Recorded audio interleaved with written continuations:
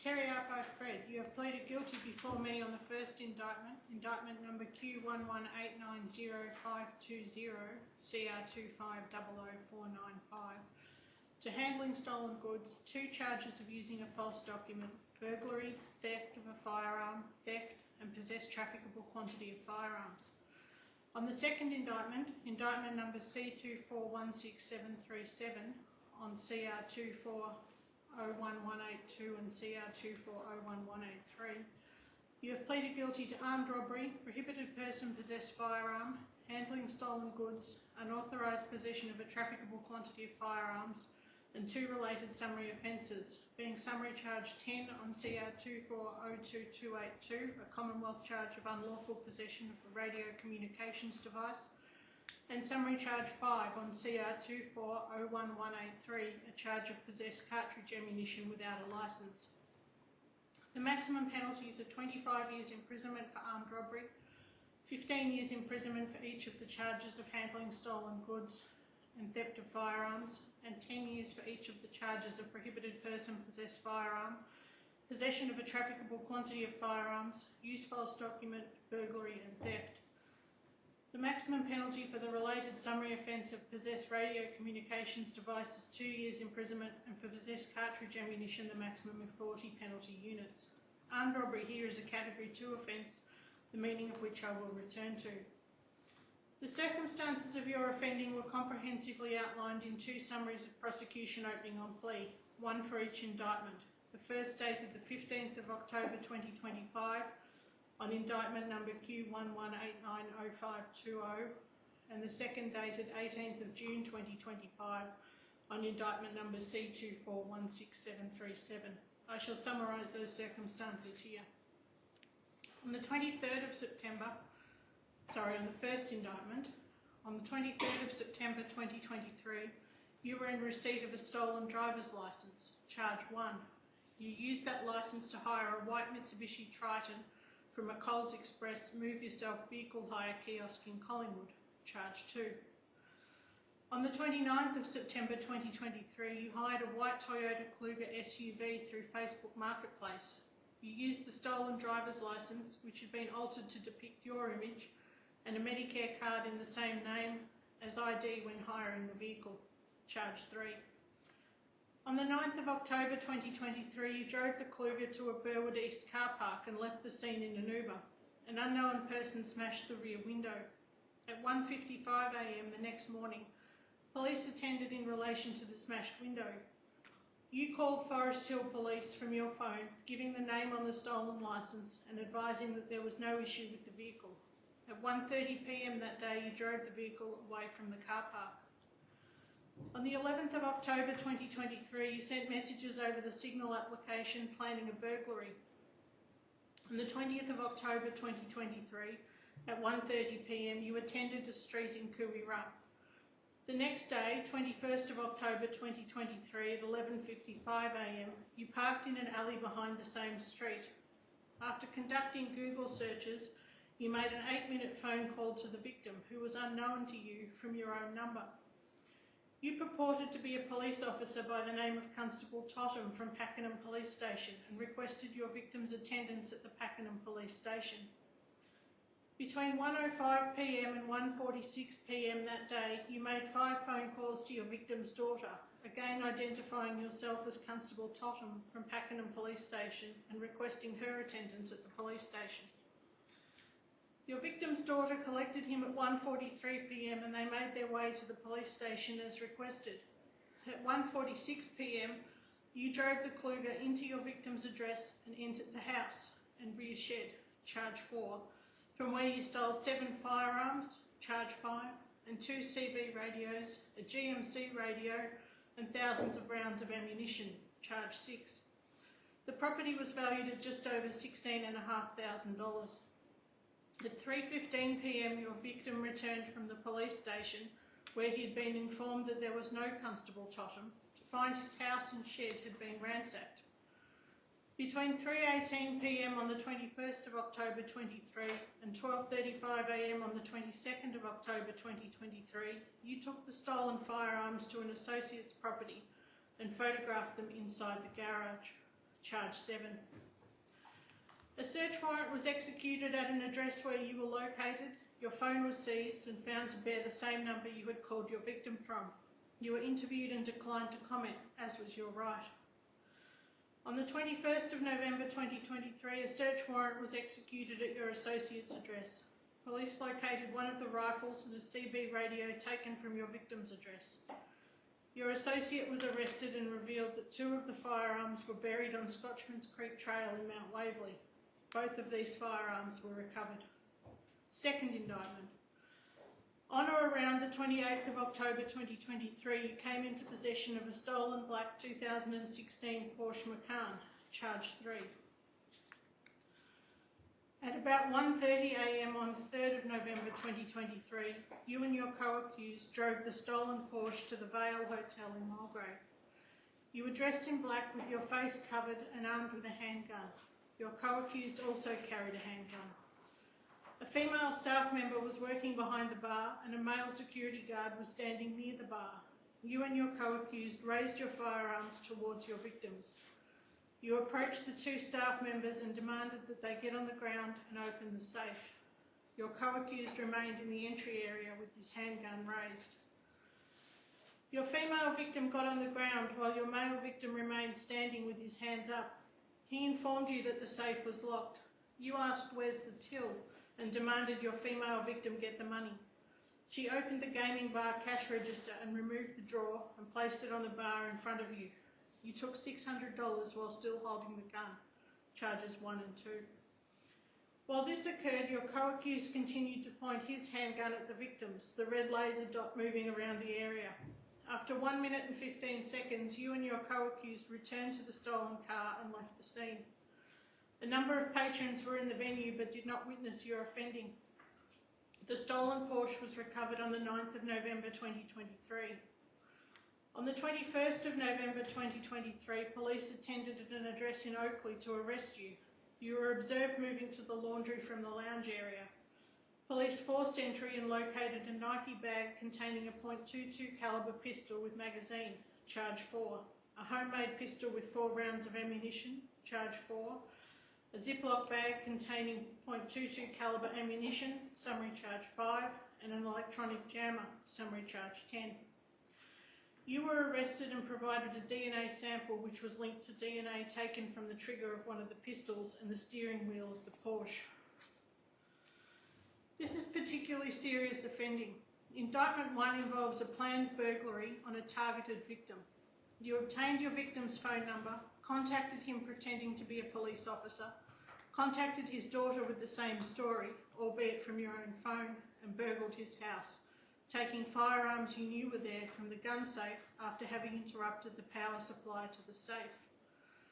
The offending involved a substantial degree of planning and sophistication. You then photographed the firearms at another location. The second indictment relates to a serious armed robbery. In the early hours of the morning, you and your co-accused entered the venue wearing disguises and brandishing handguns which you pointed at your victims while making demands. It was brazen and no doubt terrifying for those involved, all for the paltry sum of $600. You had been driving the stolen Porsche used in the armed robbery for about a week. You were arrested with 2 pistols, separate to the 7 firearms stolen in the earlier matter. Firearm offences are all too often seen by this court, with those weapons often used in crimes such as the armed robbery you were involved in. The seriousness of your offending cannot be underestimated. You pleaded guilty to the first indictment after a committal at which only the informant was cross-examined. You pleaded guilty to the second indictment at an early stage. As such, you have saved your victims the trauma of giving evidence, and you have saved the court and the community the time and expense of running a trial on these matters. You have facilitated the course of justice and are also entitled to a discount for the utilitarian value of your plea. By your plea of guilty, you have taken responsibility for your offending and expressed remorse.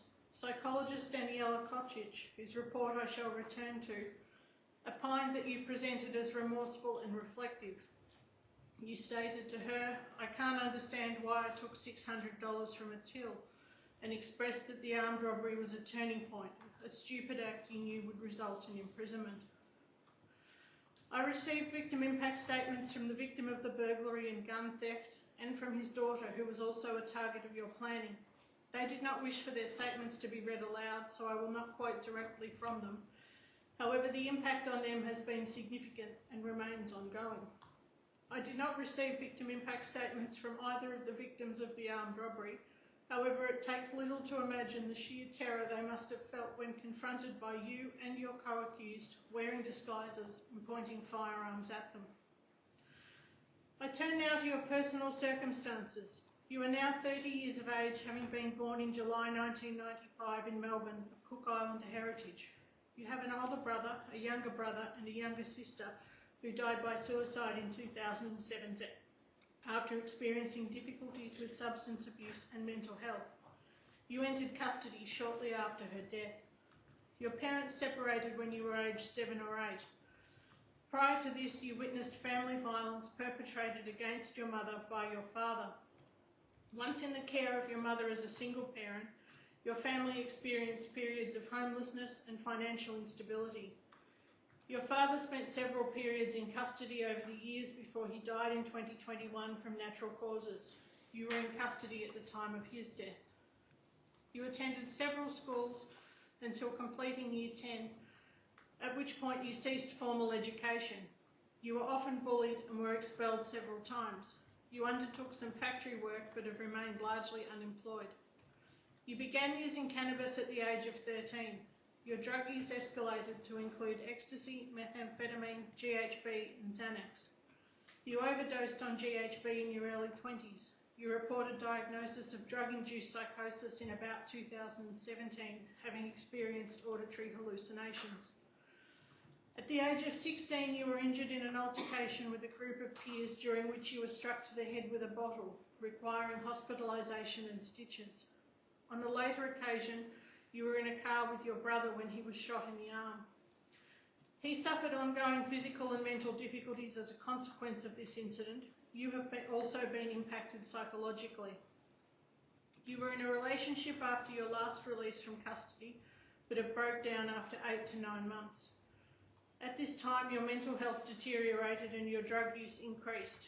You were living transiently and committing crimes to fund your drug habit. Your mental health and drug use have remained largely untreated in the community. In custody, you secured a hands-on work placement role with YMCA Rebuild until the program ended. You have since undertaken barista training and work 4 days per week at the coffee cart in the visitor centre at Ravenhall.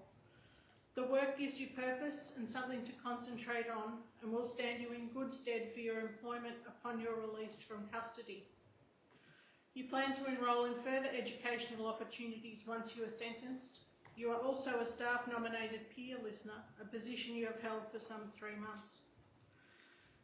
Your mother and your older brother visit you in custody and you have regular phone contact with your mother.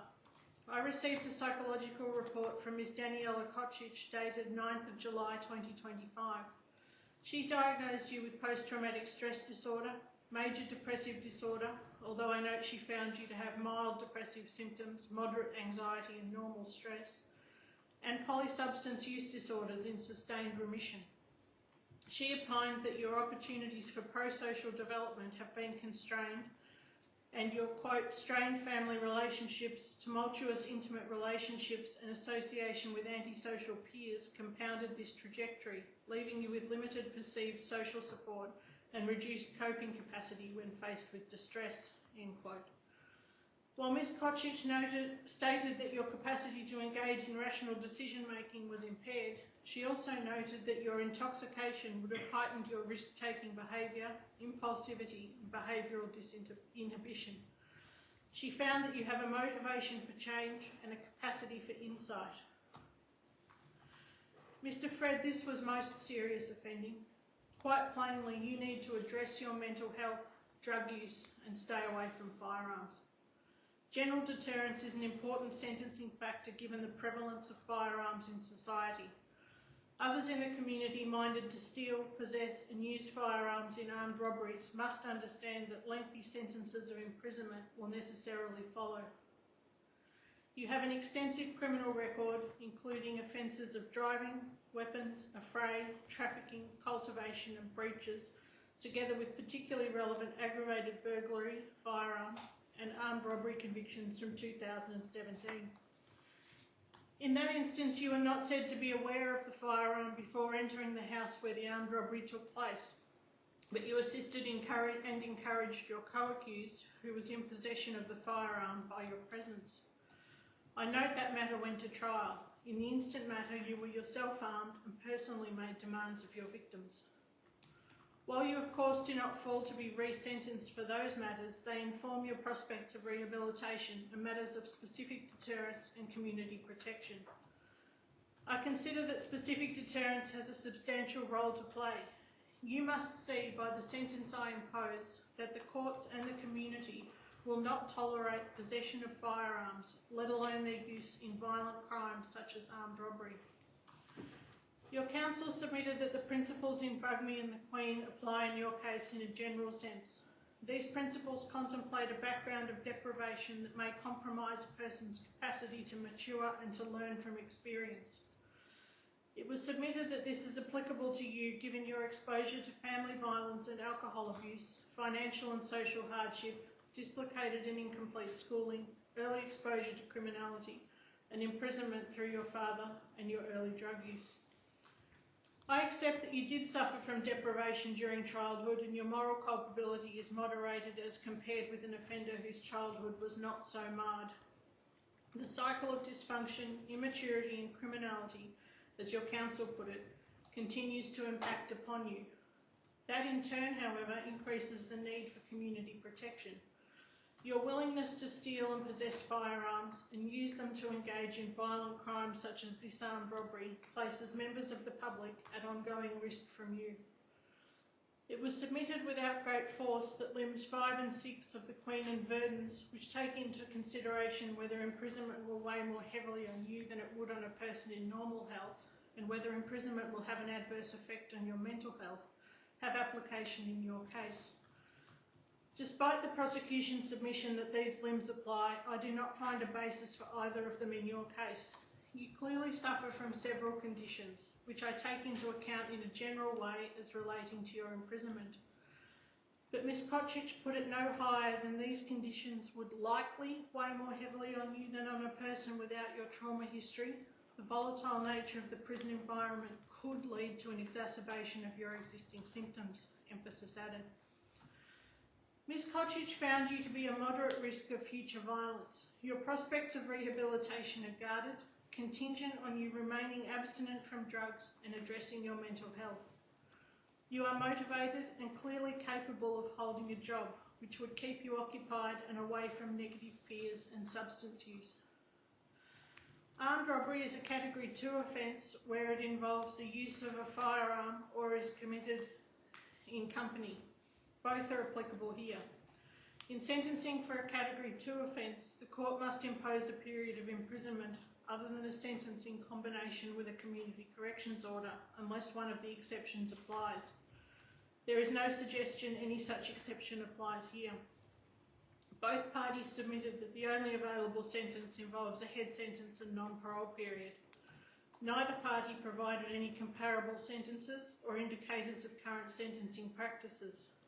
I apply the principle of totality, noting the number and seriousness of the matters before the court. I have moderated the accumulation imposed to ensure your sentence is proportionate to your overall criminal conduct. Mr. Fred, would you please stand? First indictment. On Charge 1, handling stolen goods, Charge 2, using a false document, and Charge 3, using a false document, you are sentenced to an aggregate term of 4 months imprisonment. On Charge 4, burglary, Charge 5, theft of firearms, and Charge 6, theft, you are sentenced to an aggregate 3 years and 6 months imprisonment. On Charge 7, possess trafficable quantity of firearms, you are sentenced to 18 months imprisonment. On the related summary offence of possess cartridge ammunition without a licence, you are sentenced to pay a fine in the sum of $1,000 with conviction. On the related summary Commonwealth offence of unlawful possession of a radio communications device, you are sentenced to pay a fine in the sum of $1,000 with conviction. Second indictment. Charge 1, armed robbery, you are sentenced to 5 years imprisonment. On charge 2, prohibited person possessed firearm, you are sentenced to 12 months imprisonment. On charge 3, handling stolen goods, you are sentenced to 12 months imprisonment. On charge 4, possess trafficable quantity of firearms, you are sentenced to 18 months imprisonment. Global total effective sentence and non-parole period. I direct that charge 1 on the second indictment be the base sentence. I direct that 3 months of the sentence on charge 2, 6 months of the sentence on charge 3, and 6 months of the sentence on charge 4 on the second indictment, and 2 years of the aggregate sentence on charges 4, 5 and 6, and 6 months of the sentence on charge 7 on the first indictment be served cumulatively on the sentence imposed on charge 1 on the second indictment and on each other.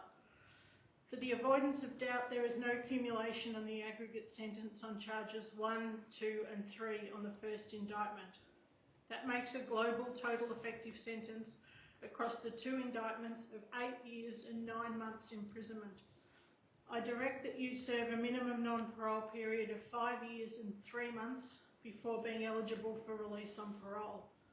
Pursuant to Section 18 of the Sentencing Act 1991, I declare that you have served 705 days of pre-sentence detention, excluding today.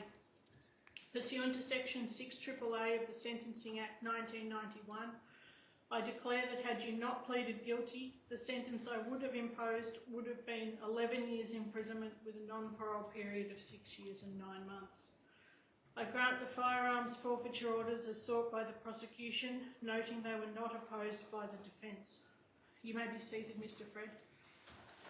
When I sentenced Mr. Fred this morning, I incorrectly read the summary charges out under the first indictment. They should in fact be attached to indictment number 2. That will be amended in the orders and the written sentence. It doesn't change the overall sentence at all, Mr. Fred, but I wanted the error noted in open court, so I thank everyone for reattending. Is there anything either of you wish to say? No, thank you, Your Honour. No, thank you, Your Honour. Thank you both for your attendance. Mr. Fred can be taken out. Thank you, Mr. Fred.